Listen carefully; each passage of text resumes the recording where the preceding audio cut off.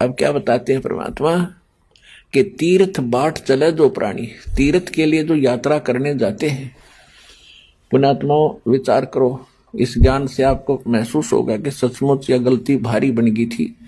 जैसे हम देखते हैं अपने हरियाणा में, राजस्थान में, उत्तर प्रदेश में विशेषकर, तो क्या करते हैं सावन के महीने में और कावड़ लेते हैं ये भोली आत्मा भ्रमित और पैदल आते हैं।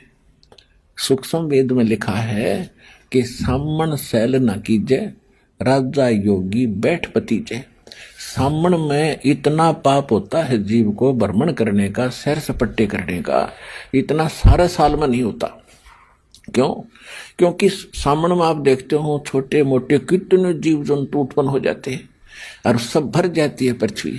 और उस समय में ये कावड़ लाने का की शिक्षा दे रखी है, तो वहां से लेकर वहां तक अरबों खरबों जीवों को मार डालते हैं।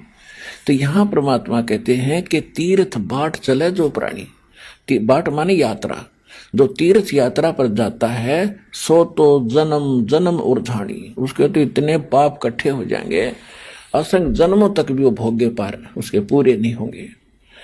और जा तीर्थ पर कर है दानम आवत जात, जीव मरे अरबान में। तीर्थ पर जाकर दान कर दिया, एक दो कंबल बांट दिया, कितना प्रसाद बांट दिया, चूरी कूट कर खवा दी, और वहां से वहां तक पाप कितने इकट्ठे कर लिए। इस धर्म न करना, अगर तो इसको पुण्य मान रहा है अपने घर पे कर ले, कम से कम वो पाप तो सिर पर ना धरे जाएंगे, वैसे पुण्य तो ये भी नहीं है। देखो पुण्यात्माओं, ये अध्यात्म मार्ग है और इसको प्रत्येक पॉइंट पर अगर निष्कर्ष नहीं दिया जाएगा तो आप भी भ्रमित हो जाओगे। एक तरफ तो परमात्मा का विधान है कि जैसे कर्म करेगा वो फल मिलेगा ही मिलेगा। अब कैसे कर्म? जैसे कोई पक्षियों को दाने डालता है, कोई भंडारा करता है, जैसे साधु संतों को कपड़े भक्तों को दे देता है, गरीबों को बांट देता है, तो ये भी पुण्य मिलेगा उसको।